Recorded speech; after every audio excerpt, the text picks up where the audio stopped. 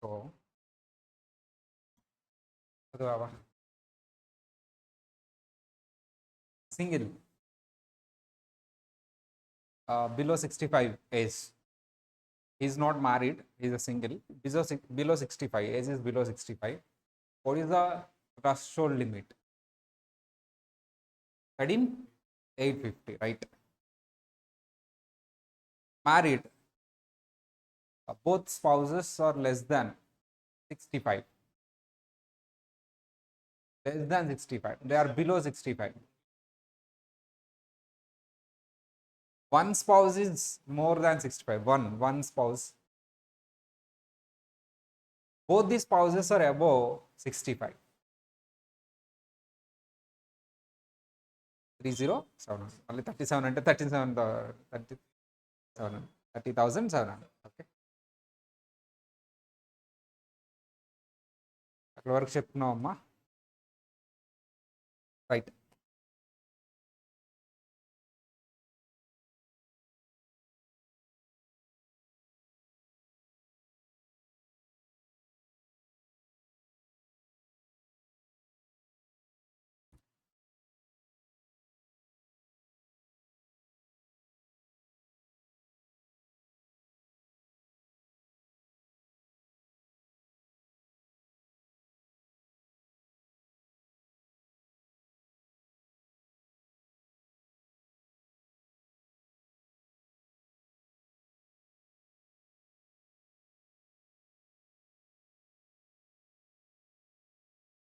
CV limits married filing separate చేస్తున్నారంటేనే $5.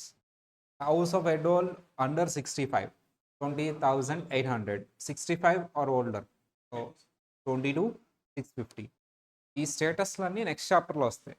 What is single, what is MFJ అంటే married filing separately or jointly. House of head hold, dependent అంటే 2 types of incomes ఉండొచ్చు, earned, unearned. Maybe 2 ఉండొచ్చు. But if they have dependent have unearned income limit ఎంత? 1,250. Earned income అయితే 13,850 as usual. Okay, any filing status అంటే పైన చెప్పినది ఏదైనా సరే వాళ్ళకి సెల్ఫ్ ఎంప్లాయిడ్ అంటే బిజినెస్ ఇన్కమ్ ఉంటే $400. Any filing status church employee అయితే 108.28. ఎంసీక్యూస్ చూసామమ్మా కదా.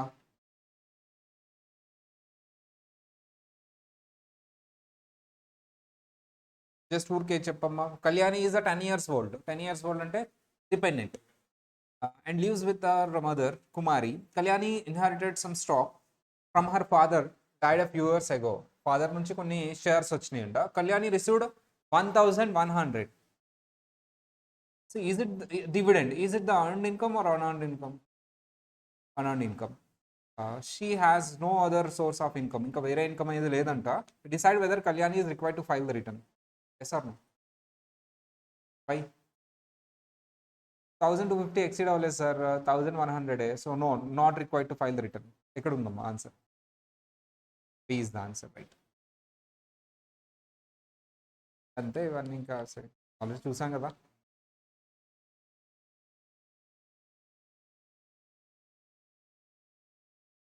Right. Filing requirements for self employed tax payers. You have a self employed income అంటే బిజినెస్ ఇన్కమ్ ఉంది. Then what is your limit?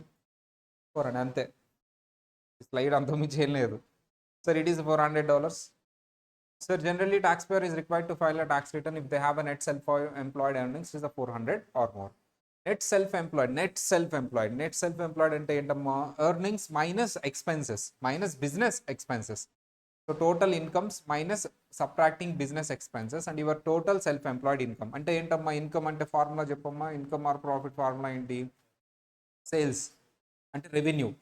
Sales or revenue minus expenses. Revenues minus expenses. Revenue minus expense. Sir salary నాకు doubt. నేను salary అమ్మా, salary నువ్వు gross tax చేస్తావు. ఎంత salary వస్తే అంత. నాకు ఎక్స్పెన్స్ ఉంటాయి కదా.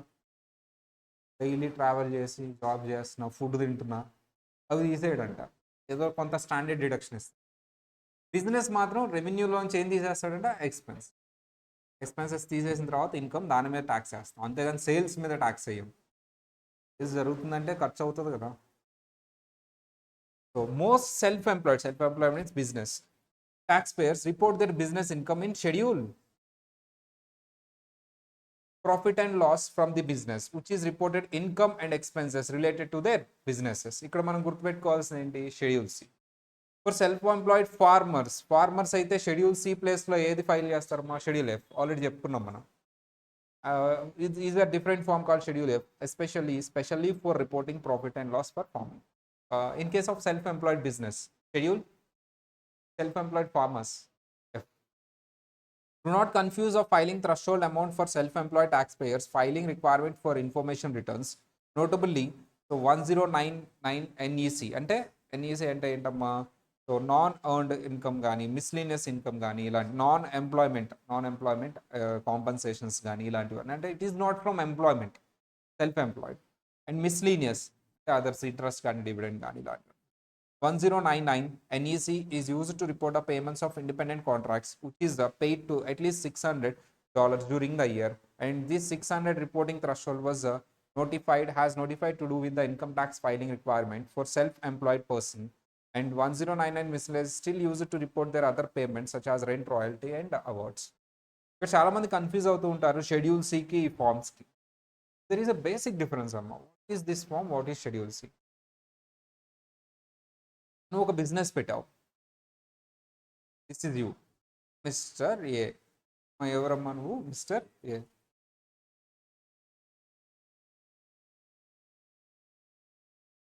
Mister A. నిన్నేమనొచ్చు నేను? సెల్ఫ్ ఎంప్లాయిడ్ అనొచ్చా? సెల్ఫ్ నువ్వు బిజినెస్ చేస్తున్నావు అంతే కదా. నువ్వు ట్యాక్స్ దేని మీద కట్టాలి బిజినెస్ చేస్తుంటే? Revenue minus expenses. బిజినెస్ చేస్తున్నప్పుడు రెవెన్యూ ఉంటుంది, ఎక్స్పెన్సెస్ ఉంటుంది. దీనివల్ల వచ్చే ఏదైతే ఇన్కమ్ ఉంటుందో ఆ ప్రాఫిట్ ఉంటుంది, దాని మీద ఏం కట్టాలి నువ్వు? ట్యాక్స్ కట్టాలి. దీన్ని ఎలా చూపిస్తావు? షెడ్యూల్ సిలో చూపిస్తావు. ఫార్మర్ అయితే షెడ్యూల్ ఎఫ్. ఇక్కడ వరకు ఓకేనా? Whatever you are paying expenses, name some of the expenses. కొన్ని ఎక్స్పెన్సెస్ చెప్పమ్మా, ఏమేమవుతాయి? సేమ్ క్వశ్చన్ అడిగా నేను, చెప్పమ్మా. నువ్వు బిజినెస్ చేసేటప్పుడు ఎక్స్పెన్స్ ఏమవుతాయి? రా మెటీరియల్స్ పర్చేజెస్ పక్క తీసే. ఇంకా salaries, excellent. Salaries or wages. ఇంకా రెంట్. ఇంకా పవర్ బిల్స్. ఇంకా ఇంట్రెస్ట్. ఇంకా నీ ఇన్వెస్టర్స్కి ఏమి ఇవ్వాలి? డివిడెండ్ ఇవ్వాలి కదా.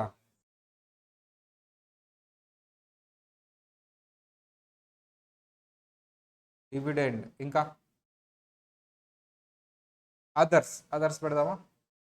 మిగతావి ఇంకా మిస్లీనియస్.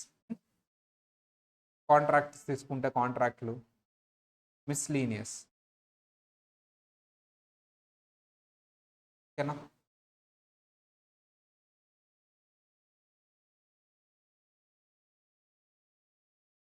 థింగ్ ఈస్, నువ్వు ఈ పేమెంట్లన్నీ చేసేటప్పుడు ట్యాక్స్ డిడక్ట్ చేసి పే చేస్తావు. టీడీఎస్ అంటారు దాన్ని, ట్యాక్స్ డిడక్టెడ్ ఎట్ సోర్స్. అర్థమైంది? సరే, ఇవన్నీ చేసినప్పుడు నువ్వు ట్యాక్స్ డిడక్ట్ చేసి పే చేస్తావు. ఇవి నీకేంటమ్మా? పేమెంట్సా, రిసీట్సా? నీకేంటివి? వాళ్ళకి రిసీట్స్. ఇది ఒకటి సాలరీ అనుకో, W2 ఇస్తావు. ఇదేంటి? 1099 ఇన్ఫో అని ఇస్తావు. ఇది ఇక్కడ దీనికి ఏమి ఇస్తావు? 1099 డిఐవి అంటే డివిడెండ్. 1099 MI SC ఇస్తావు. ఇలా ఇస్తూ ఉంటావు. నీ పేమెంట్స్ అన్నిటికీ నువ్వు కొన్ని సర్టిఫికేట్స్ ఇస్తూ ఉంటావు. వాటికి షెడ్యూల్ 3కి చాలా డిఫరెన్స్ ఉంది. షెడ్యూల్ 3 ఏంటమ్మా? నీ ఇన్కమ్ని రిపోర్ట్ చేసేది. ఈ 1099 ఏంటమ్మా? 1099 ఏంటమ్మా అందరు చెప్పు. షెడ్యూల్ 3 నీ ఇన్కమ్ రిపోర్ట్ చేసేది.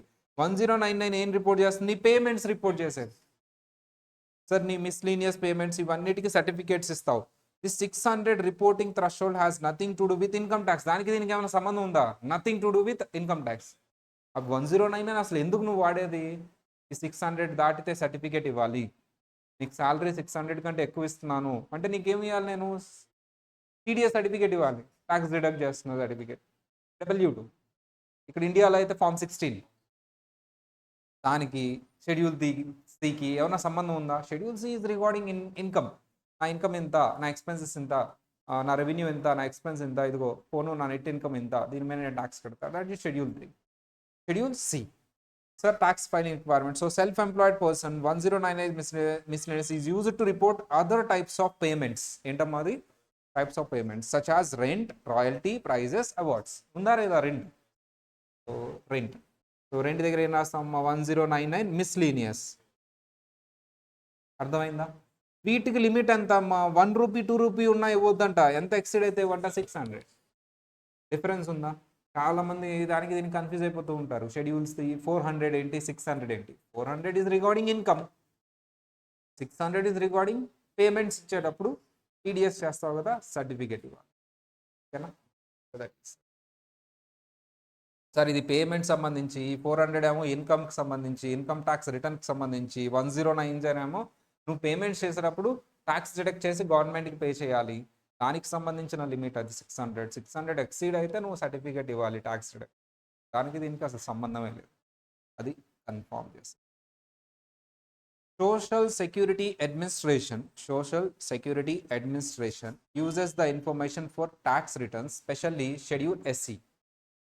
And to figure out the person's benefit of the Social Security program, not reporting taxable self-employment income could cause their Social Security benefit to be lower when they are retired. అంటే వాళ్ళు retire అయినప్పుడు వాళ్ళకి కొన్ని benefits వస్తాయి అమ్మా, social security benefits, SSN ఉన్నాం. And వాళ్ళు ఏంటంటే ఈ రిటర్న్ ఫైల్ చేయడం వల్ల, ఇవన్నీ చేయడం వల్ల అవి యాక్యురేట్గా జనరల్గా వస్తూ ఉంటాయి. అదే చెప్తున్నాడు, social security administration uses the information from tax returns. Tax returns వేస్తున్న వాళ్ళకే ఆ బెనిఫిట్స్ ఇస్తారు. మీరేం రిటర్న్ వేయట్లేదు, సెల్ఫ్ ఎంప్లాయిడ్, మీకు రాదు ఆ మెడికల్ బెనిఫిట్ కానీ అవన్నీ. మరి నీకు రావాలంటే ఏం ప్రూఫ్ చూపించాలి వాళ్ళకి? ఇదిగో రిటర్న్స్ వేస్తున్నాను అని ప్రూఫ్ చూపించమ్మా, నీకు ఆ బెనిఫిట్స్ వస్తాయి. ఓల్డ్ ఏజ్ అప్పుడు ఏముంటాయి అమ్మా? మెడికల్లే కదా. అరే ఒక పని చేస్తారా అమ్మా, మీరేం చూడండి, అందరు కళ్ళు మూసుకోండి, కళ్ళు మూసుకోండి అందరూ. సరే ఇందులో edit అవ్వదే.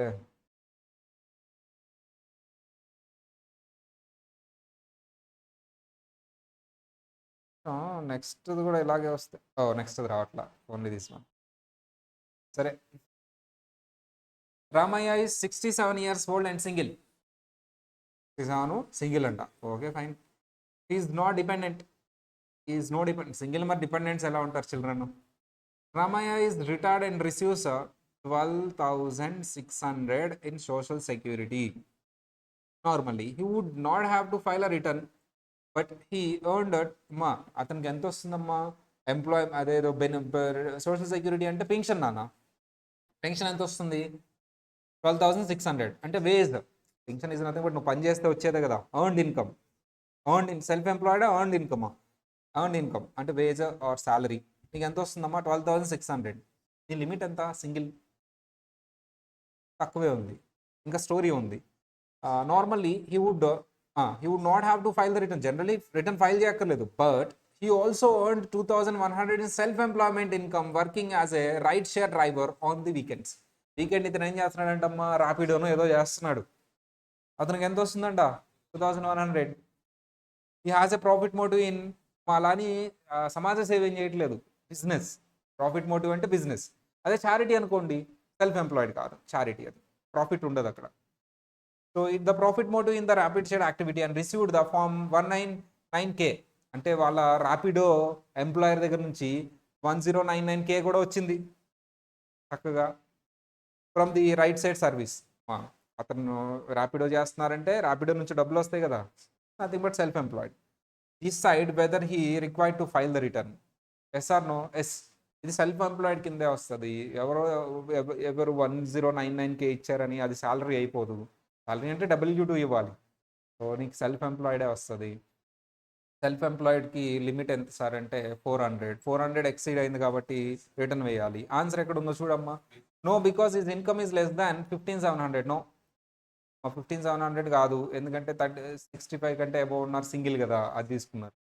Yes because his self employed income was exceeding 400. Yes his total income is exceeding 13,850. No, no because is 67 years old అంట. నో, ఇట్లా కాదు. ఏంటమ్మా answer? B.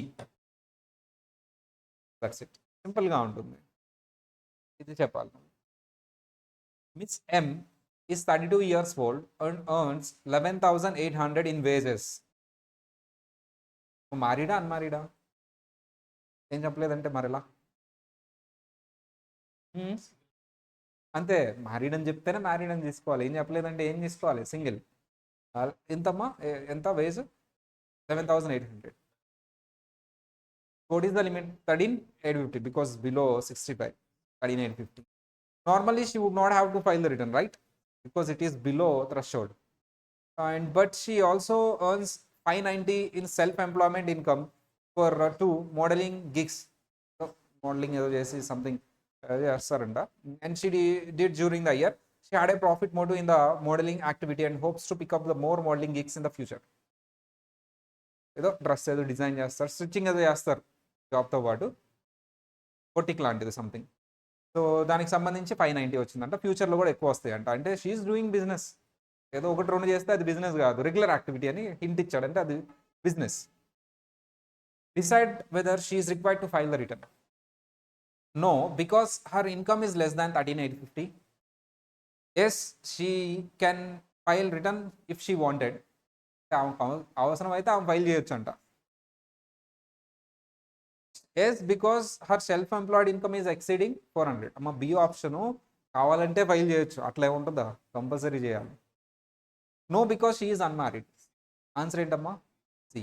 Yes her income is exceeding 400.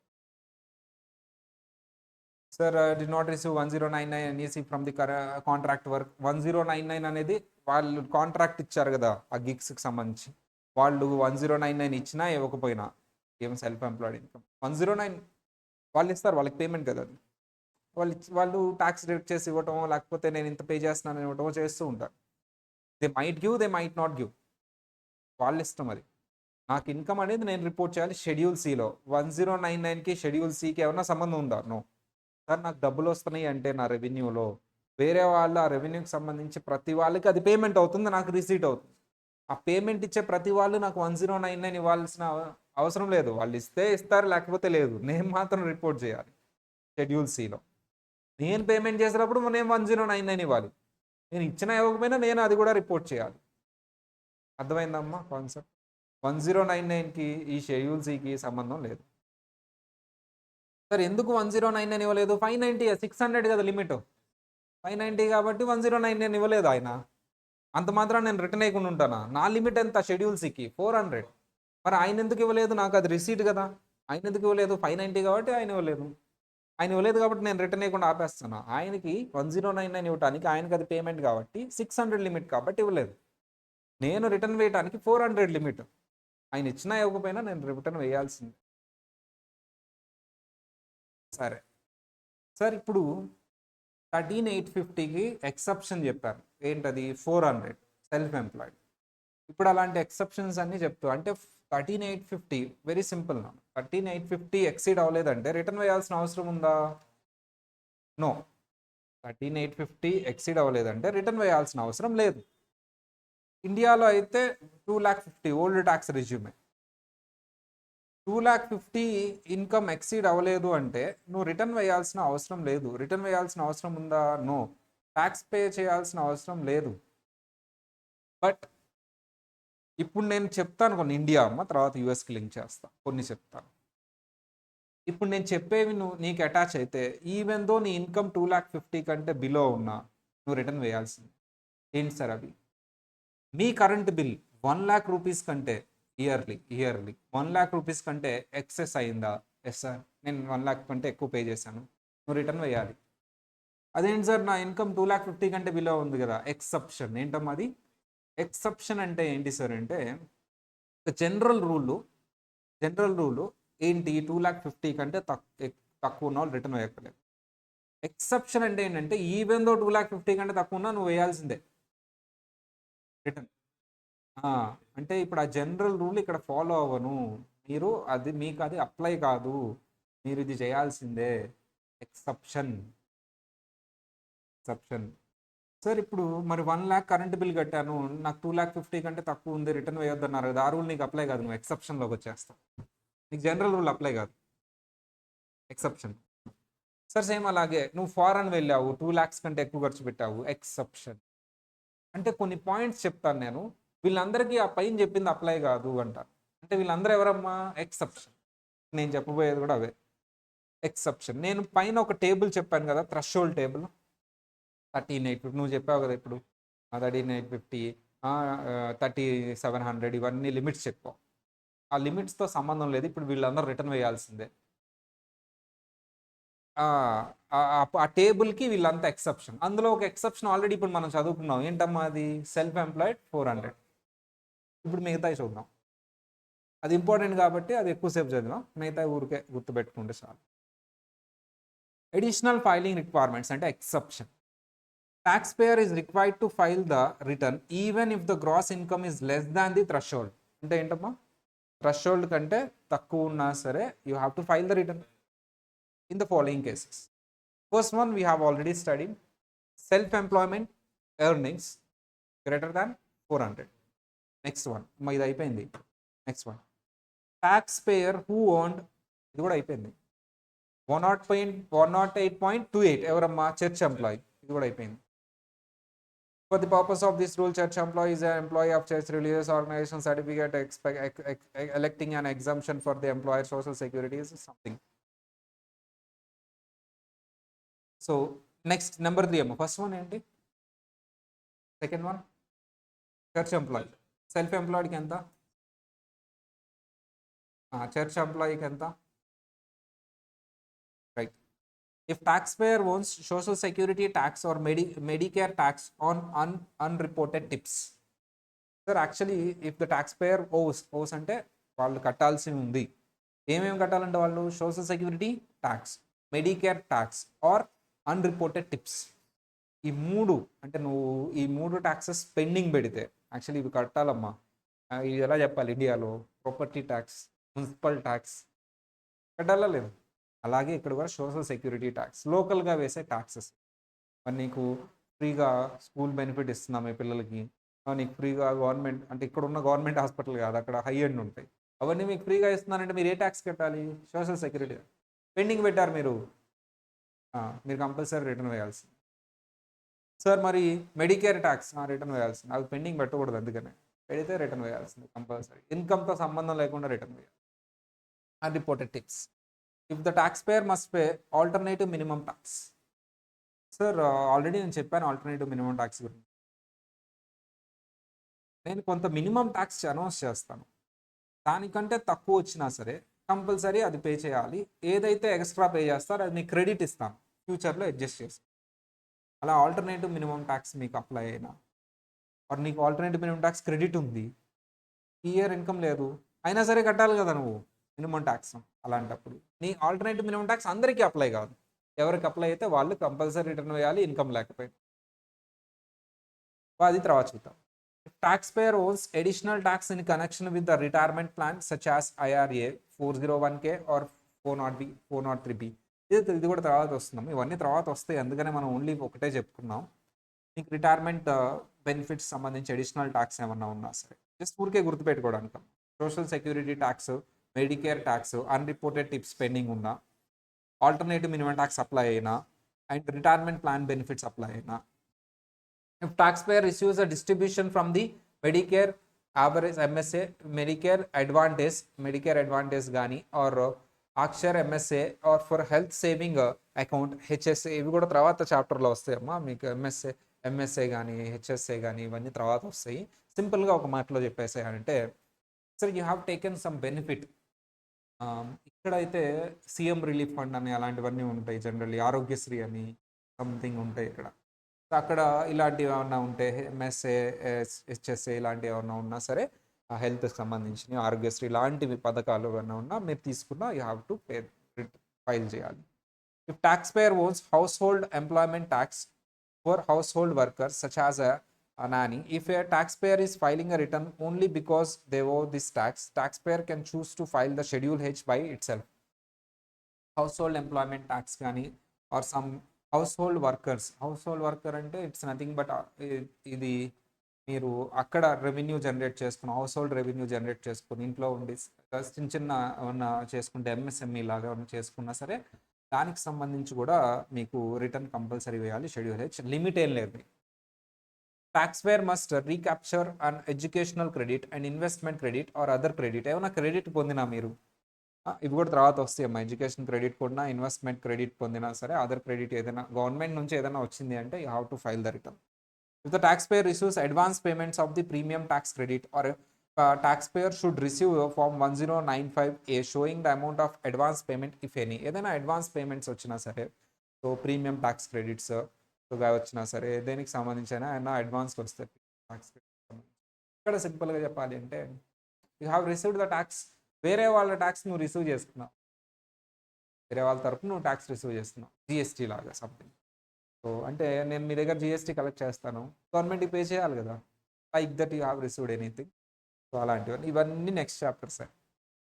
ఒకటి మీకు ఈ 2 పాయింట్లో ఇప్పుడు అయ్యింది, మిగతా ఊరికి అలా గుర్తుపెట్టుకోండి ఓకేనా. నెక్స్ట్ మళ్ళీ వస్తాయి ఇవన్నీ, కాకపోతే ఒక చోట ఉంటే బాగుంటుంది కదా అని నేను ఒక చోట పెట్టాను.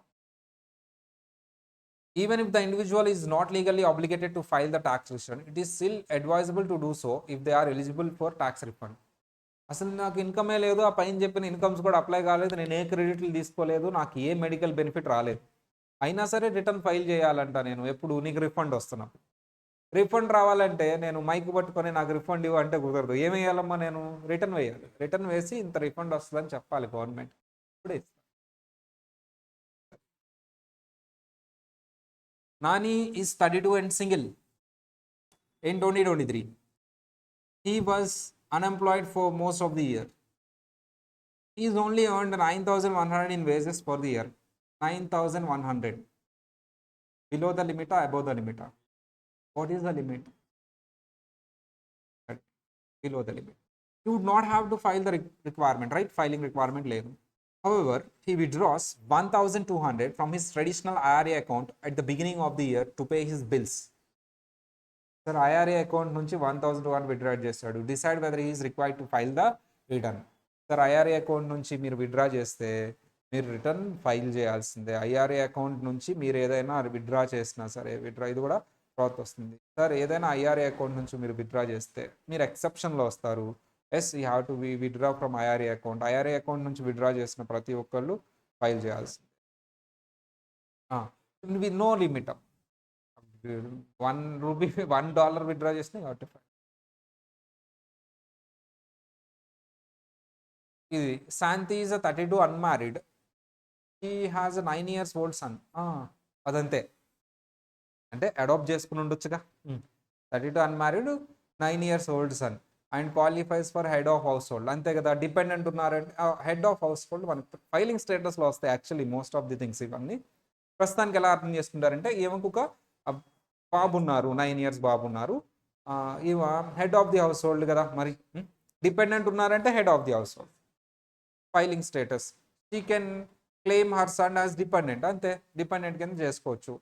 In 2024 she earns 10,050 of wage and మా వేజెస్ 10,050, మా 10,050 అనేది తక్కువే ఉంది కదా. And 1,900 as self employed income exception from cleaning houses and వీకెండ్స్లో ఆమె హౌసెస్ క్లీన్ చేస్తూ ఉంటుందంట. So decide whether she is required to file the return. యూఎస్లో క్వైట్ కామన్ అమ్మ. ఇండియాలో అంటే ప్రెస్టేజ్కి వెళ్తారు కానీ పార్ట్ టైం చేస్తూ ఉంటారు. మన ఇండియా నుంచి వెళ్ళిన స్టూడెంట్స్ కూడా పార్ట్ టైం చేస్తూ ఉంటారు రెస్టారెంట్స్లో వాటిలో వీటిలో. Quite common. $1,900 వస్తుంది. లిమిట్ ఎంత సెల్ఫ్ ఎంప్లాయిడ్? రిటర్న్ ఫైల్ చేయాలా వద్దా? ఏనా? Yes because she has self employed income more than 400. No because her income is less than threshold. No, కాదు, ఆన్సర్ కాదు. Yes because she is unmarried. అసలు కాదు. No because she had 9 years old son. No, అసలు కాదు. Answer ఏంటమ్మా? Is the అది. Sushma is 32 and unmarried. She has 10 years old son and same as it is. కాదు అక్కడ 9 years, ఇక్కడ 10 years. Qualifies head of household filing status. She can claim her son as a dependent 2024. She earns 11,050 as a base. 11,050 below na above na threshold below, and 300 self-employed income below na above na 300 below for cleaning houses on the weekend. Same as it is question amma amounts marcharu. Decide whether she is required to file the return. No, because she has self-employed income less than 400. No, because her income is less than threshold 1350. Yes, because she is likely qualifies for earning income tax credit ఏమన్నా వచ్చిందేమో అసలు క్వశ్చన్కి సంబంధం లేని. Yes, because she is unmarried. Answer ఏదమ్మా? Most accurate answer A. Oh A అమ్మా,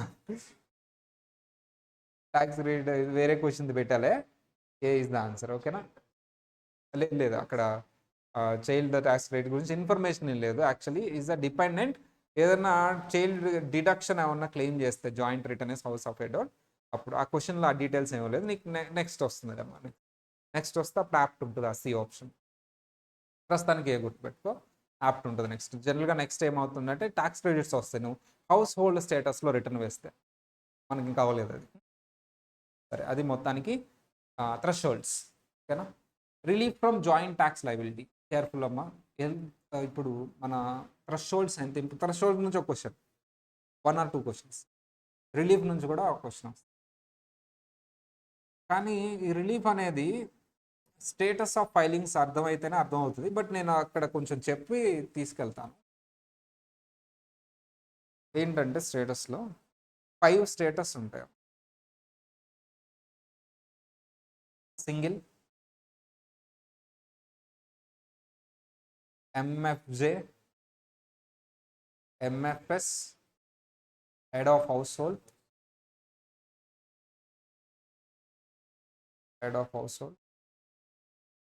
and sir ఇంకొకటి non resident alien లాగా సమ్ అదర్స్ అంటే సరిపోతుంది. ఓకేనా? ఇవి డిపెండెంట్ కానీ నాన్ రెసిడెంట్ ఏలియన్ కానీ ఇవన్నీ డిపెండెంట్ రిటర్న్స్ అదర్స్ అనమాట. ఇది కానీ లేకపోతే వీటిలోకి సంబంధించి ఏమైనా అమెండ్మెంట్స్ కానీ ఇవన్నీ దాని single, MFJ, MFS, household. ఇప్పుడు ఎంఎఫ్జే అంటే ఏంటమ్మా? Full form married filing jointly. MFS అంటే మ్యారీడ్ ఫైలింగ్ సపరేట్లీ. అక్కడ వరకు సరిపోతుంది. ఎందుకు జాయింట్గా చేయాలి అంటే జాయింట్గా చేసినప్పుడు మీకు థ్రెషోల్డ్ లిమిట్ ఎక్కువ వస్తుంది, డిడక్షన్స్ ఎక్కువ వస్తాయి, అన్నీ ఎక్కువ వస్తాయి. ఇప్పుడు నేను ఈ రెండింటి గురించే మాట్లాడతాను. ఏ రెండింటి గురించి మాట్లాడతావు? ఎంజే, ఎంఎఫ్ఎస్. మీరు మ్యారీడ్, రెండు మ్యారీడే, కానీ ఇక్కడ జాయింట్లీ, ఇక్కడ సపరేట్లీ. ఎంఎఫ్జే అంటే ఏంటమ్మా? Married filing jointly. ఎంఎఫ్ఎస్ అంటే ఏంటమ్మా? Married filing separately. which one you will choose? ఏది చూస్ చేసుకోవచ్చు? జాయింట్లీ అయితే మనకి డిడక్షన్స్ ఎక్కువ వస్తాయి, థ్రెషోల్డ్ ఎక్కువ వస్తుంది, అన్ని లాభాలు ఉన్నాయి. అయినా సరే మ్యారీడ్ అయినా ఎందుకు సపరేట్గా వీళ్ళు ఫైల్ చేస్తున్నారు, ఎందుకు అనేది నెక్స్ట్ చాప్టర్లో వస్తుంది. నేను ఇప్పుడు అది చెప్పబోతున్నా. ఎందుకు మ్యారీడ్ అయినా సరే సపరేట్గా ఫైల్ చేస్తున్నారు సార్ అంటే, ఒకవేళ వాళ్ళ అదర్ స్పౌజ్ నుంచి విడిపోతున్నాం, డైవర్స్ అవుతుంది, అదొక రీజన్ అవ్వచ్చు. ఇంకొకటి, నాకు ఇష్టం లేదు ఆయనతో కలిసి ఫైల్ చేయటం ఒకటి. ఇంకొకటి, ఆ స్పౌజ్ ఏదో గ్యాంబ్లింగ్ చేస్తున్నారు, ఇప్పుడు నేను సైన్ జాయిన్ అంటే నేను కూడా సైన్ చేయాలి కదా, మరి నేను సైన్ చేస్తే అప్లికేషన్ నేను కూడా రెస్పాన్సిబుల్ కదా, ఒకటి. ఇలాంటివన్నీ ఉంటాయి కాబట్టి సపరేట్. కానీ ఇక్కడ విషయం ఏంటంటే జాయింట్గానే ఫైల్ చేశాను సార్, సైన్ చేశాను, నేను సైన్ చేశాను, కానీ నాకేం తెలియదు. ఇన్నోసెంట్ స్పౌజ్ అంటారు. ఏమంటారమ్మా? ఆయన పాపం ఏదో గ్యాంబ్లింగ్ చేస్తున్నాడు, ఆయన ఏదో ఫ్రాడ్ చేస్తున్నాడు. నాకేం తెలుసు అవన్నీ? ఇద్దరం మ్యారీడ్ కాబట్టి జాయింట్గా వెళ్తాం. నేనేం చూసుకోకుండా సైన్ పెట్టేసి ఏమైంది ఇప్పుడు? అది బయటపడింది ఆ స్కామ్. నేను సైన్ పెట్టాను కదా, మరి ఆయన సగం ఆయన సగంగా. అప్పుడు నీకు ఒక ఆప్షన్ ఉంటుంది. నువ్వు ఇన్నోసెంట్ స్పౌజ్ అని చెప్పేసి కోర్టుకి వెళ్ళి ప్రూవ్ చేసుకుంటే అది ఏదైతే ఫ్రాడ్ ద్వారా ట్యాక్స్ ఉందో అది నిజానికి జాయింట్గా వేయాలి. జాయింట్గా వేయకుండా వాళ్ళకొక్కరికే వేస్తాము. రిలీఫ్, దాన్ని ఏమంటారమ్మా? రిలీఫ్. ఎప్పుడు రిలీఫ్ ఇస్తున్నాను నేను? జాయింట్గా ఫైల్ చేసినప్పుడు రిలీఫ్. సపరేట్గా ఫైల్ చేస్తే రిలీఫ్ ఎందుకు? నీదే కదా. ఆయన వాళ్ళదే, మందే. రిలీఫ్ ఎప్పుడు ఇవ్వాలి నేను? జాయింట్గా ఫైల్ చేసి మోసపోయినప్పుడు రిలీఫ్ ఇవ్వాలి. దాని గురించి ఇప్పుడు మాట్లాడు. బ్యాక్గ్రౌండ్ అయ్యి మరి relief from joint tax liability. ఇప్పుడు అర్థమైందా? బ్యాక్గ్రౌండ్ హెడ్డింగ్ అర్థమైందా? ఎప్పుడు మాత్రమే రిలీఫ్ ఇస్తాను నేను? జాయింట్గా ఫైల్ చేసావు, మోసపోయావు, అంతే కదమ్మా. మోసం చేస్తారా సార్ జనాలు? భలే చేస్తారు. ఇట్స్ హౌస్ మోసం చేస్తారా? చేస్తారు. దాని గురించే story. When spouse file a joint return, they both are legally responsible for entire tax liability. This is the general rule. కోర్టుకి ఏమీ తెలియదమ్మా, కోర్టుకి గంతలు కట్టుకుంటా. రూల్ అప్లై చేయటమే. నువ్వు మోసపోయారని వచ్చి ప్రూవ్ చేసుకుంటే అప్పుడు వదిలేస్తాం, లేకపోతే మేము ఏం అప్లై చేస్తాం? జాయింట్ రిటర్న్ ఏం కాలేదు. ఆ ట్యాక్స్ లయబిలిటీ ఇద్దరు కలిసి కట్టాల్సిందే, 50%, 50%. However, a taxpayer can file a claim for spouse relief. మీరు రిలీఫ్ క్లెయిమ్ చేసుకోవచ్చు ఈ కేసెస్లో, నేను కింద చెప్పిన కేసెస్. అప్పుడు ఏ ఫామ్ ఫైల్ చేయాలమ్మా? రిలీఫ్ క్లెయిమ్ చేయాలంటే ఏ ఫామ్ ఫైల్ చేయాలి చెప్పాలి. ఈ ఫామ్ నెంబర్స్ మొత్తం సిలబస్ అయిన తర్వాత నేను లిస్ట్ ఇచ్చేస్తాను, పేజ్ ఇస్తాను. అలా గుర్తుపెట్టి ప్రస్తుతానికి గుర్తుంచుకుంటే పర్లేదు, కొన్ని ఉంటాయి అనుకుంటా కొన్ని. 1040, 1040 NR, 1040 SR, 1040 X, అలా కొన్ని గుర్తుండిపోతాయి మనకి. అలాగే కొన్ని form 18857 under the 3 different grounds. ఇంకొక గ్రౌండ్ కూడా ఉంది, అది నేను తర్వాత చెప్తా. దానికి దీనికి చాలా డిఫరెన్స్ ఉంది. ఫస్ట్, ఈ 3 సిచ్యువేషన్స్లో మీరు జాయింట్ రిటర్న్ ఫైల్ చేసిన రిలీఫ్ అప్లై చేయొచ్చు. First one, innocent spouse relief. Second one, separation of liability relief. Third one, equitable relief. ఈ మూడింటికి డిఫరెన్స్, ఈ మూడింటికి మీనింగ్ తెలుసుకోవడం ఎంత ఇంపార్టెంటో, ఈ మూడింటికి డిఫరెన్స్ తెలుసుకోవడం కూడా అంతే ఇంపార్టెంట్. క్వశ్చన్ అడిగినప్పుడు ఈ మూడిట్లో ఎక్కడ ఫాలో అవుతుందో కూడా చెప్పాలి. నువ్వు అది ఇన్నోసెంట్ అయితే ఈక్విటబుల్ అనకూడదు, సపరేషన్ అయితే ఇది అనకూడదు. అలా ఫస్ట్ ఈ మూడింటి మీనింగ్ చూద్దాం, తర్వాత డిఫరెన్స్ చూద్దాం. Innocent spouse, when the tax liability due to erroneous item claims within 2 years from IRS begins correction activity, claim not allowed to spouse is deceased or no longer married. అంటే ఏంటమ్మా? ఈ యొక్క తప్పు వల్ల, ఎరోనస్ అంటే క్యాలిక్యులేషన్ మిస్టేక్ వల్ల tax liability వచ్చింది. 2 years లోపు నువ్వు కరెక్షన్ యాక్టివిటీ తీసుకుంటే రిలీఫ్ ఇద్దామా వద్దా? ఇవ్వాలి. ఇన్నోసెంట్, మేము మా తప్పే ఏమైనా ఉందా? ఇక్కడ ఏ స్పౌస్ది తప్పలేదు, క్యాలిక్యులేషన్ మిస్టేక్. మేము ఇన్నోసెంట్ సార్, మాకు అది తెలియదు, తెలిస్తే క్లెయిమ్ చేసేవాళ్ళం, వితిన్ 2 yearsలో క్లెయిమ్ చేసాము. Claim not allowed to spouse is deceased. ఒకవేళ చనిపోతే క్లెయిమ్ ఇవ్వరు, ఎవరైతే బతుకున్నారో వాళ్ళకే ఇస్తారు. No longer married. So is deceased or no longer married ఎవరైతే ఉన్నారో, సో వాళ్ళకి నో లాంగర్ మ్యారీడ్ అంటే స్పౌజ్ ఉందంటేనే మ్యారీడ్ కదమ్మా. డిసీజ్డ్ కానీ నో లాంగర్ మ్యారీడ్ కానీ ఇవ్వరు. సో దీనికి సంబంధించి ఇన్నోసెంట్ స్పౌజ్, సింపుల్ కీవర్డ్, ఏదైనా ఎరోనెస్ తప్పు జరిగింది దానికి సంబంధించి క్లెయిమ్ చేసుకో, సింపుల్, 2 yearsలో. Then what is separation of liability relief? when legally separated from the spouse or widow or separated for at least 1 year. మూడు చెప్పానమ్మా. Legally separated, divorced. విడో అంటే ఒక స్పౌస్ చనిపోయారు, or separated for at least, divorce ఇవ్వాల 1 year పాటు వాళ్ళిద్దరూ విడిగా ఉంటున్నారు. అర్థమైందా? అది ఈ కేసులో వస్తాయి. ఈ 3 ఉంటే, ఈ మూడిట్లో ఏ ఒక్కటి ఉన్నా సరే ఈ కేసులోకి వస్తుంది. ఫస్ట్ వన్ ఏంటమ్మా? Legally separated, divorced. అక్కడ 1 year చూడను, ఇన్ లాస్ అయితే 1 year తర్వాత ఇస్తారులే, బట్ 1 ఇయర్ చూడండి అక్కడ లీగల్లీ సపరేటెడ్ అంటే నో పీరియడ్.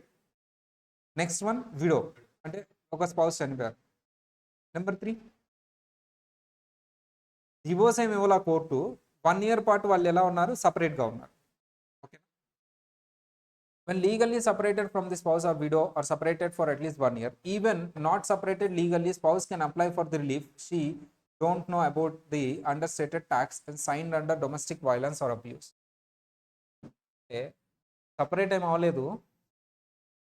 అవ్వలేదు, స్పౌస్ రిలీఫ్ అప్లై చేయొచ్చు.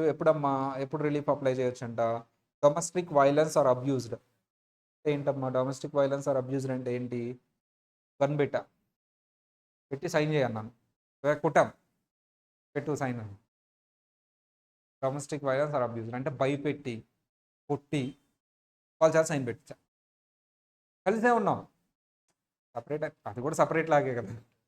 కొట్టి భయపెట్టి పెట్టారంటే బయటికి వెళ్ళలేము మేము, కొడుతున్నారు నన్ను, ఇంట్లోనే ఉన్నాం, సైన్ పెట్టమన్నారు పెట్టాం. అప్పుడు ప్రూవ్ చేయి 1 ఇయర్ సపరేట్గా ఉండాలంటే ఏంటి సార్ సపరేట్గా ఉండాలి, బయటికి వెళ్తే కొడతారు, ఇట్లా exception. If spouse sign jointly he or she has a joint liability. జనరల్గా నువ్వు సైన్ చేసావంటే ఏమొస్తుందమ్మా నీకు, joint liability. But if he proved about the claimed relief no joint liability or under stated tax. ఒకవేళ ఆ పైనుంచి ప్రూవ్ చేస్తే నువ్వు ఏమని ప్రూవ్ చేయాలి, నువ్వు వీడియో కానీ అది సపరేటెడ్ అట్లీస్ట్ 1 ఇయర్ కానీ లీగల్లీ డివోర్స్డ్ కానీ ఆర్ నేను కొట్టి తిట్టి సైన్ పెట్టించుకున్నారని కానీ ప్రూవ్ చేసావా, ఎస్ఆర్ ప్రూవ్ చేసా, అప్పుడు నీకు ఆ పర్టికులర్ జాయింట్ లయబిలిటీ రాదు. నీ ట్యాక్స్ నీదే, ఆయన ట్యాక్స్. ఈక్విటబుల్ రిలీఫ్ ఈ 2 కాదంటే అది 3వది. ఈ 2 కాదంటే ఇన్నోసెంట్ స్పౌజ్ అంటే ఎర్రర్ లేదు, ఇద్దరు ఇన్నోసెంటే కదా ఇన్నోసెంట్ స్పౌజ్ అంటే, లేదా భయపెట్టి కొట్టి ఆర్ సపరేట్ అయ్యి డివోర్స్ అయ్యి సపరేట్, పేరులోనే ఉంది separate. When a tax payer does not qualify for first 2 relief then RS will review the facts and circumstances of the taxpayer case and determine whether it would be unfair to hold the taxpayer liability for underrated tax. అంటే ఏంటమ్మా sir, ఈ particular IRS miss అయిందమ్మా,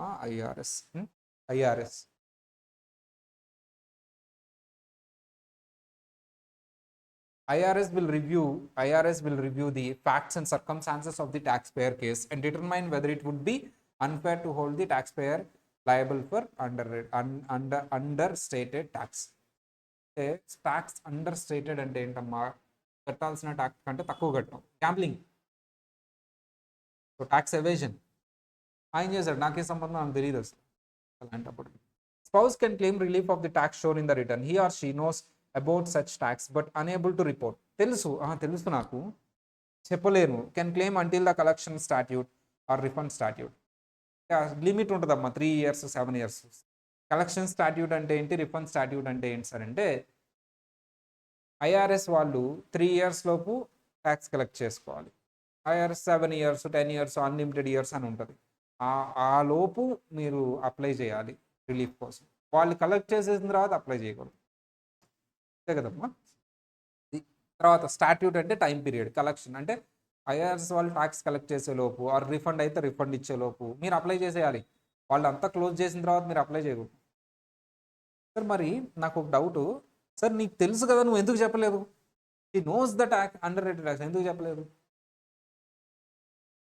తెలిసి కూడా ఎందుకు చెప్పలేని పరిస్థితి. అప్పుడు నాకు అర్థం కాలేదు, వాళ్ళు గ్యాంబ్లింగ్ చేస్తున్నారని తెలుసు కానీ ఇంత ఉంటుందని నాకు తెలియదు. ఓకే, అట్లాంటప్పుడు నువ్వు కోర్టుకు అప్లై చేయి. నిజంగానే నువ్వు జెన్యూనా, ఇప్పుడు ఏదో కోర్టు కేసు అయిందని నువ్వు బయటపడాలని చూస్తున్నావా, కావాలనే ఇద్దరు చేసా, లేదా నిజంగానే నీకేం తెలియదా, తెలిసి కూడా నీకు నిజంగానే ఇలా చెప్పాలని తెలియదా అనేది ఎవరు ఎంక్వైరీ చేస్తారు, IRS వాళ్ళు. ఈ 3 ఏంటమ్మా, first one innocent spouse relief, next one separation of liability relief, equitable relief. Headings గుర్తుపెట్టుకోండి చాలు. Harathi and Venu have always file joint return. వీళ్ళిద్దరూ వైఫ్ అండ్ హస్బెండ్ అమ్మ, జాయింట్ రిటర్న్ ఫైల్ చేస్తున్నారు, Harathi Venu.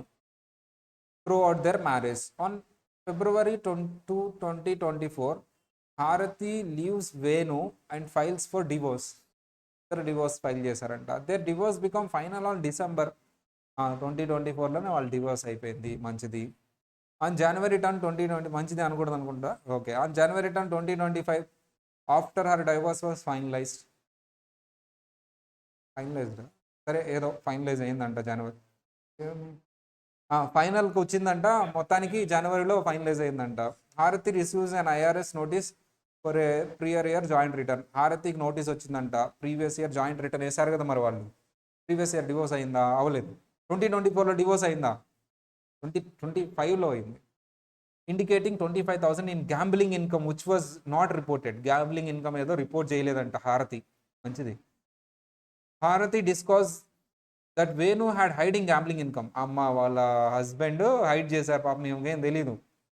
And he had won the money during the marriage and failed to report it. Harati did not have any knowledge of gambling winning because Venu did hide that money in the separate bank account and never told her about it.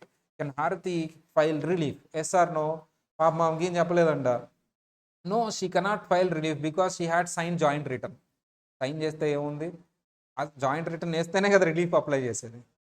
Yes, she can file relief because she had no knowledge about the gambling. So innocent. No, because divorce happened in 2025. Yes, because she is divorced. Answer ఏంటో చెప్పమ్మా. ఆమె innocent కాబట్టి ఆమె file చేసుకోవచ్చు రిలీఫ్ని. Either innocent కానీ, equitable క్లెయిమ్లో కానీ, separation ఏదో క్లెయిమ్లో సపరేట్గా సపరేషన్ అప్లై అయ్యిద్ది ఆమెకి, ఆర్ ఈక్విటబుల్ అప్లై అయ్యిద్ది. ఆ రెండు అప్లై కాకపోతే ఈక్విటబుల్ అప్లై అయ్యిద్ది, లేదా ఇన్నోసెంట్ అప్లై. ఆన్సర్ ఏంటో చెప్పమ్మా.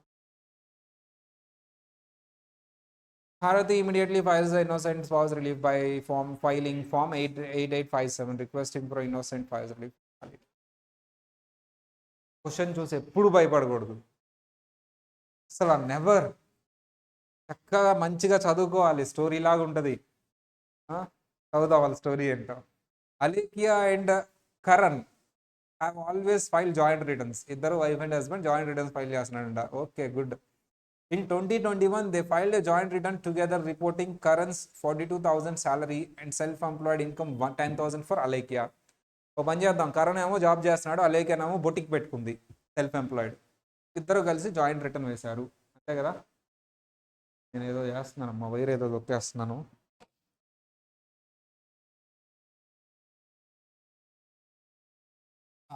On January 2024, Alekia and Karan filed for divorce. ఓహో, అదే పై క్వశ్చనే.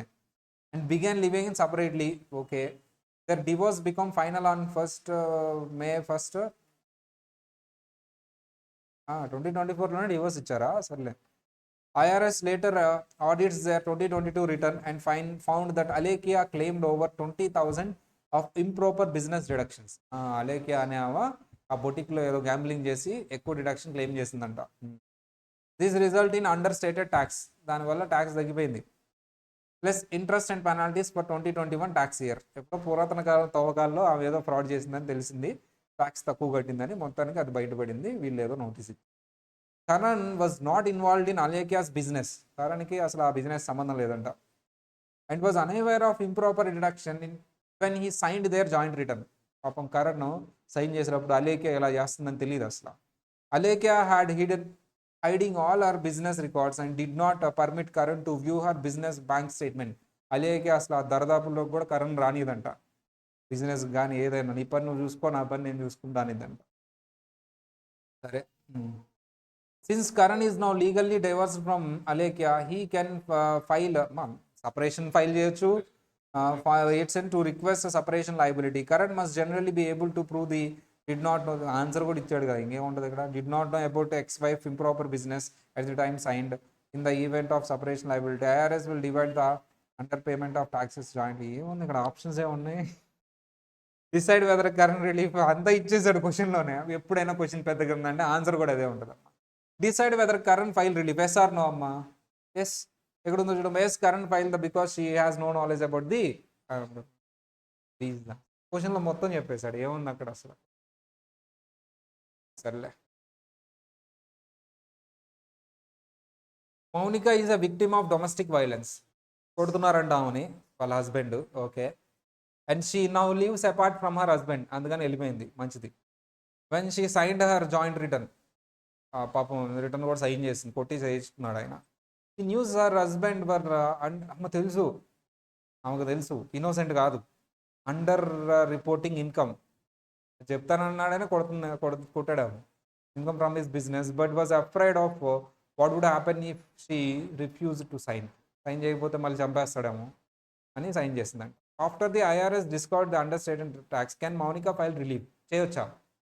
రిలీఫ్ అప్లై చేయొచ్చా? ఇన్నోసెంట్ కాదు. ఎందుకు ఇన్నోసెంట్ కాదు? She knows. సపరేషన్ కాదు, ఎందుకు సపరేట్ అవ్వాలా? కానీ లాస్ట్ వన్ ఈ రెండిట్లో రాదు కాబట్టి ఎక్కడ వస్తుంది? లాస్ట్ వన్ ఏంటమ్మా అది? Equitable. No, she can't file because she knows the understating report.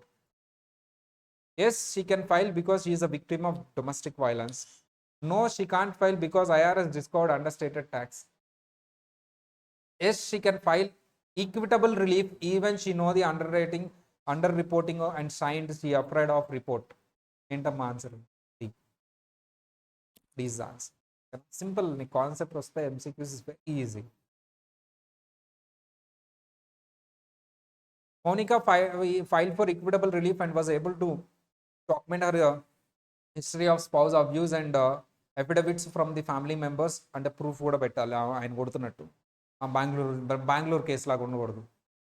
Affidavit యూఎస్లో affidavit and other legal proof and IRS granted her request for relief for the portion of underrated tax penalties and IRS relief is. This is a special case is there injured spouse. మీకు ఇది కొంచెం innocent దగ్గరగా ఉన్నట్టు, ఈక్విటబుల్కి దగ్గరగా ఉన్నట్టు, separation ఆ మూడింటికి దగ్గరగా ఉన్నట్టు అనిపిస్తుంది, కానీ ఇది దీనికి చాలా డిఫరెన్స్ ఉంది. ఇన్నోసెంట్ స్పౌస్కి ఇంజూర్ స్పౌస్కి చాలా డిఫరెన్స్. ఆ డిఫరెన్స్ని ఐడెంటిఫై చేద్దాం. And injured spouse claim and innocent spouse claim relief have similar sounding. రెండు ఒకేలాగా ఉంటాయి కానీ both are different. But they are very different. To be considered an injured spouse, the taxpayer must meet all the following criteria. నువ్వు injure spouse అవ్వాలి అంటే ఈ following criteria రావాలి. Joint return అసలు రిలీఫ్ ఇది కామన్ అమ్మా. నువ్వు ఇన్నోసెంట్ అవ్వాలన్నా ఇది కంపల్సరీ. ఫస్ట్ నీకు కామన్ అది. జాయింట్ రిటర్న్ ఫైల్ చేసి ఉండాలి. Had paid federal income tax or claimed a refundable tax credit. Income tax pay చేసి ఉండాలి ఆర్ రిఫండ్ అయినా తీసుకుని ఉండాలి. All or part of the taxpayer's refund was or is expected to be applied to be other spouse past financial obligation. ఇప్పుడుదా పాస్ట్దా పాత ఇయర్కి సంబంధించి ఉండాలి. Not to be responsible for the debt. Simple నాన్న. Injure spouse can file 8379 injure spouse allocation and to request their portion of refund on the joint. Okay, example తీసుకో. One example. R and B file joint return, their tax refund will be applied towards B's unpaid child support obligation from an earlier relationship. Children ఉన్నారంటే deduction వస్తుంది. వాళ్ళ education సంబంధించి loan తీసుకున్న deduction ఇస్తుంది. Refund apply చేశారంట will be apply towards బీస్ unpaired child support obligation of the earlier relation. అంటే ఏంటంటే సింపుల్ నాన్న, ఓకే ఊరికే ఆర్ అండ్ బి పెళ్లి చేసుకున్నారు, కానీ బీకి ఆల్రెడీ మ్యారేజ్ అయింది. పాత రిలేషన్షిప్. ఆ పాత రిలేషన్షిప్లో ఆల్రెడీ చైల్డ్ ఉన్నారు వాళ్ళకి. వాళ్ళు మళ్ళీ ఇక్కడ వచ్చి ఇన్ని పెళ్లి చేసుకున్నారు. Simple. Unpaid child support obligation అంటే ఆబ్లిగేషన్ ఏదో ఉంది ఈయన రిలేషన్షిప్లోదా పాతదా? పోతుంది. ఓ పాతది. Request or portion of joint refund or should file. So as ఏంటమ్మా పాత అంటే past. This is very important. ఈ కీవర్డ్ ఒకటే, పాస్ట్ ఫైనాన్షియల్ ఆబ్లిగేషన్ అనేది ఒక్కటే డిఫరెన్స్. నీకు పైన చెప్పిన ఇన్నోసెంట్, సపరేషన్, ఈక్విటబుల్లో వీళ్ళిద్దరే వైఫ్ అండ్ హస్బెండే ఏదైనా, కానీ ఇక్కడ మాత్రం ఇంజూర్డ్ స్పౌస్ అప్పుడు మాత్రం ఏంటమ్మా ఈ వైఫ్ అండ్ హస్బెండ్ కాదు, ఇద్దరు స్పౌజెస్లో వేరే ఎవరికో పాత రిలేషన్షిప్ ఉంది. యూఎస్లో ఇది కామన్. పాత రిలేషన్షిప్ ఉంది, దాని తాలూకా అప్లికేషన్ ఈయన మీద పడుతుంది. మరి దాని తాలూకా అప్లికేషన్ ఈయన మీద పడుతుంటే మరి ఇది కాదు కదా. So you can claim the injured spouse. Okay, injured spouse can file 8359 injured spouse allocation to request that portion of the refund on the joint. ఏం చేయాలి? పాత రిలేషన్షిప్ కాబట్టి యాజ్ ఇన్నోసెంట్ స్పౌజా, డ్యామేజ్డ్ స్పౌజా, ఇంజూర్డ్ స్పౌజా, ఈక్విటబుల్ రిలీఫా, పాత ఏం లేదమ్మా. ఎర్లియర్ రిలేషన్షిప్ కనిపించగానే ఏం చేయాలమ్మా? Injured. explanation. Or should file a claim an injured spouse to request the portion of his tax refund.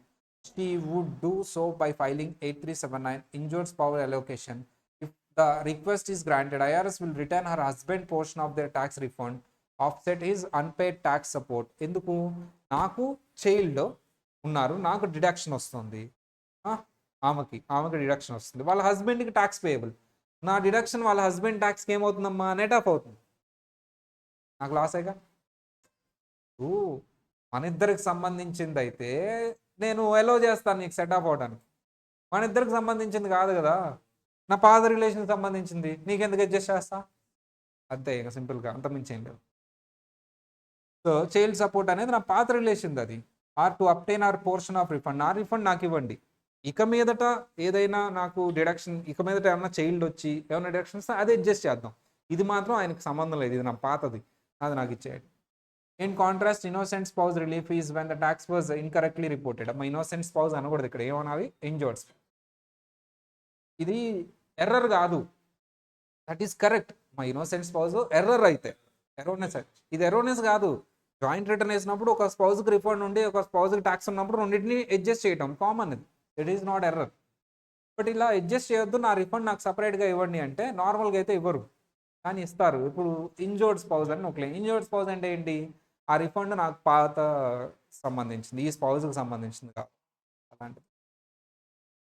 So surge relief of application to pay other spouse portion tax liability. Hema and Suresh got married in 2024 and decided to file jointly. Hema has delinquent student loan debt. జాగ్రత్త వినాలి ఇది. Hema has delinquent student loan debt. ఆమె చదువుకునే రోజుల్లో loan పెట్టుకుంది, దానికి సంబంధించి అప్పు ఉంది, ఆ అప్పుకు సంబంధించి డిడక్షన్ వస్తుంది. పెళ్లి కాకముందా, పెళ్ళి అయిన తర్వాత? పెళ్లి కాకముందు. Hema incurred the student loan before she married. ఈ స్పౌస్కి ఆ డిడక్షన్కి ఏమైనా సంబంధం ఉందా? ఇతనికి అడ్జస్ట్ చేద్దామా వద్దా? వద్దు, చేయాలంటే చేయండి, సరే. Hema files 8379 to request or portion of tax refund as a injure spouse. Correct, innocent కాదు. ఎందుకు ఇన్నోసెంట్ అంటే ఏంటి, ఎర్రర్ జరుగుతాయి. This is not error. If both are spouse, wife and husband, we adjust the refund to the other spouse tax. Sir లేదు లేదు, నా refund నాకు ఇవ్వాలి, నాకు రిఫండ్ వస్తుంది కదా ఎవ్రీ ఇయర్ అంటే, వస్తుంది. మరి ఇప్పుడు ఎందుకు రాలేదంటే, నువ్వు పెళ్లి చేసుకున్నావు, ఇప్పుడు మీ ఆయనకి ట్యాక్స్ ఉంది, మీరు జాయింట్ రిటర్న్ వేశారు, మీ ఆయన ట్యాక్స్కి నీ రిఫండ్ అడ్జస్ట్ అయింది. No no no no, I want my refund back. ఎందుకు అంటే ఐఎమ్ ఇంజర్డ్ స్పౌస్, నాకు అన్యాయం జరుగుతుంది. ఏంటా అన్యాయం? పెళ్లి కాకముందు ఉన్నది, అది పెళ్ళి అయిన తర్వాత వచ్చిందో లేకపోతే మేము ఇద్దరం కలిసి చేసిందో అయితే మీరు అడ్జస్ట్ చేయాలి. మేము ఇద్దరం కలిసి చేసింది కాదు, అది పెళ్లి కాకముందు ఉన్నది అంటే injured spouse. So injured spouse IRS will remain ఏమా పాస్ట్, పాస్ట్ ఒక్కటే కీవర్డ్ ఇక్కడ, ఇంజర్డ్ స్పౌస్. ఏమా share of couple refund and to offset her debt, but will allow Suresh to obtain her portion of refund. Actually అర్థమైందా? Innocent spouse అర్థమైందా? Innocent spouse keyword error ఏమన్నా అయితే, సపరేషన్కి divorce 1 year separate, domestic violence, ఈక్విటబుల్కి ఆ రెండు కాకపోతే ఇది IRS will enquire. Injured spouse అంటే పాస్ట్ రిలేషన్ సంబంధించి, పెళ్లి కాకముందు, అంతే. టైం ఉందా? పెంచాలమ్మా మన అవర్స్. సరే, ఇంకా ఇంకొద్దిసేపు చెప్దాం. Refund claims and amendment returns రేపే చెప్పబోతున్నా, బట్ చూద్దాం. Refund claims and amended returns, refund గురించి అమ్మా. సార్ ఆర్ఎస్ఈడి అంటారు, ఆ ఒక్క ఫుల్ ఫామ్ చూద్దాం. What is the full form of RSED? Refund statute expiration date. అంటే రిఫండ్ అనేది ఈ లోపల ఇస్తారు, ఆ డేట్ ఎంత? 3 years. ఎన్ని ఇయర్స్ అమ్మా? 3 years. అమెండ్మెంట్ రిటర్న్ చెప్పమ్మా, 1040X, దాని గురించి వస్తుంది. సో అదొకటి. And next one is regarding అంతే 2 topics అమ్మా, రిఫండ్ ఒకటి, కలెక్షన్ ఒకటి. రిఫండ్ ఒకటి, కలెక్షన్ ఒకటి. ఎంసీక్యూస్ ఎక్కువ ఉంటాయి లైక్ 2 topics మీద, రిఫండ్ అండ్ కలెక్షన్ మీద. ఆ డేట్ ఒకటి ఉంటుంది. సేమ్ సిమిలర్ ఎంసీక్యూస్ ఉంటాయి. Statute for limitation of IRS collection అన్న ఆర్ఎస్ఈడి, సిఎస్ఈడి, ఈ 2 topics. ఆర్ఎస్ఈడి, సిఎస్ఈడి, ఈ 2 topics అయిపోతాయి. ఆర్ఎస్ఈడి, సిఎస్ఈడి, ఈ 2 topics మీద ఎంసీక్యూస్ ఎక్కువ ఉంది. కానీ ఏం ఉండదు అక్కడ, 3 years, 7 years, 10 years. ఈ 2 topics అయిపోతే అయిపోయినట్టే. రేపు ఆర్ఎస్ఈడి, సిఎస్ఈడి 2 చెప్పుకుందాం. రేపటితో క్లోజ్ అయ్యిద్ది. మనం ఆల్రెడీ అనుకున్నాం కదమ్మా, ఈ చాప్టర్ క్లోజ్ అయిన తర్వాత మనం క్యుములేటివ్ ఎగ్జామ్ పెట్టుకుందామని. ఇవాళ ఎంత? 16th. సో మీకు ప్రింటెడ్ మెటీరియల్ వచ్చేస్తుంది 16th. ఎందుకు ఇలా అవుతుందో నాకు తెలియట్లేదు, నేను ఏదో చేశాను. సరే 16th అమ్మా, మండే. యాక్చువల్లీ సాటర్డేనే అవ్వాల్సింది, మండే ట్యూస్డే. ఈ వీక్ అంతా okay. 22nd is the Sunday. 22nd మీకు క్యుములేటివ్ ఎగ్జామ్ పెడతాను. ఈవెన్ దో 22nd అయినా సరే 17th 18th అయిపోయింది అనుకోండి, Wednesday, Thursday Friday Saturday I will revise it.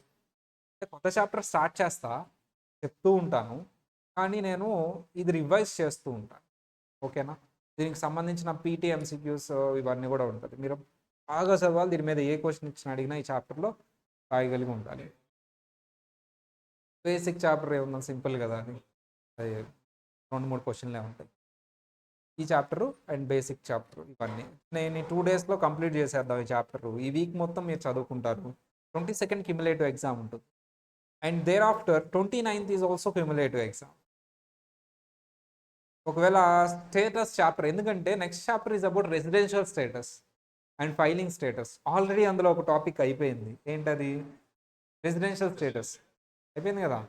అందుకని ఆ వీక్లో ఒక హాలిడే వచ్చినా సరే, ఐ థింక్ 2-3 హాలిడేస్ పడవచ్చు. ఆ వీక్లో హాలిడే వచ్చినా సరే కంప్లీట్ అవుతుంది మ్యాక్స్ టు మ్యాక్స్. ఎందుకంటే ఈ వీక్లోనే ఆ చాప్టర్ స్టార్ట్ అవుతుంది, నెక్స్ట్ వీక్ అయిపోతుంది. 29th is regarding residential status.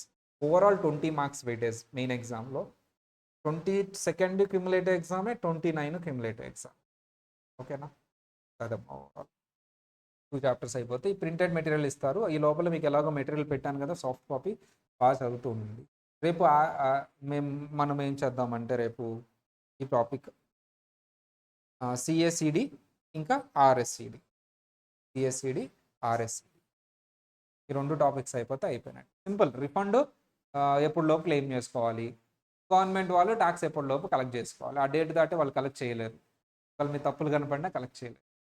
ఆ డేట్ దాటితే రిఫండ్ అప్లై చేసినా ఇవ్వరు. Simple topic.